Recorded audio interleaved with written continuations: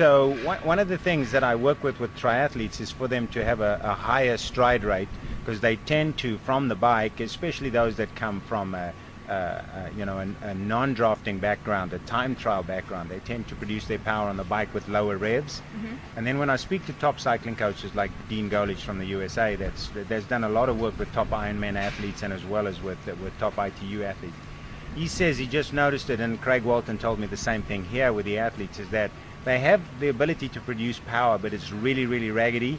And when they do come out of a corner, there's a lot of movement on the bike, there's a lot of side-to-side movement, there's a lot of inconsistent pedal pressure, and there's a lot of torque going on.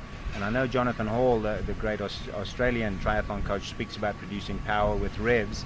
And from your cycling background, we have this concept of limiting the gear access that the athletes have, and I would really appreciate you just explaining very simply what that's all about.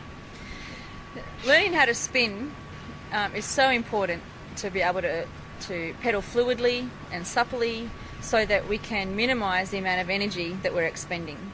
Of course, if an athlete is not used to doing that in the first instance, it's going to take time to adapt. But once that adaptation takes place, it allows the athlete to be able to scoot through corners with minimal energy expenditure, to pop over hills with minimal energy expenditure, and of course in triathlon that allows you to have extra energy for the run.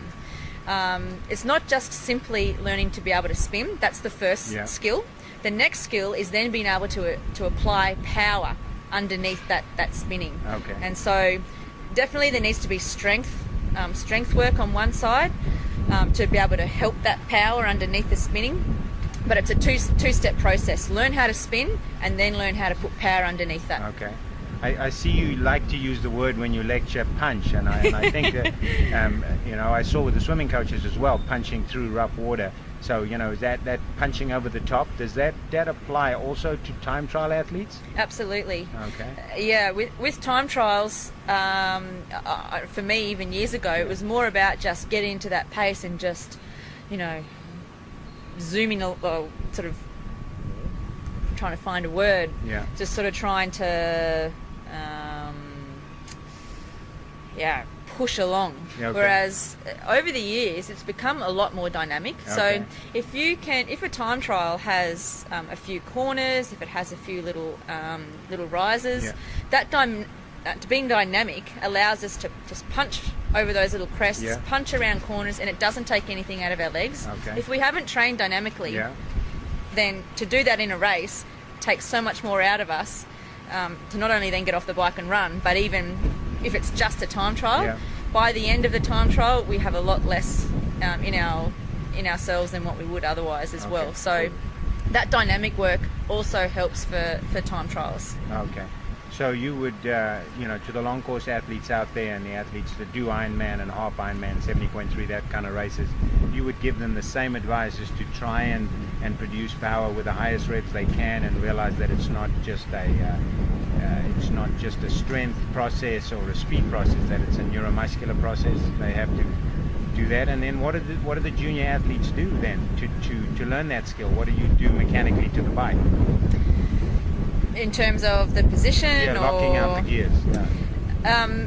Different age groups have a different ratio of what gears to limit at. Okay. And not only limiting the gears helps with developing that suppleness and that fluidity of pedaling, but it also prevents injury. So for those developing muscles and ligaments and tendons, locking out the gears limits that chance of injury. So it's just a matter of grabbing a screwdriver and screwing in one of the screws to lock off those last couple of gears. Okay.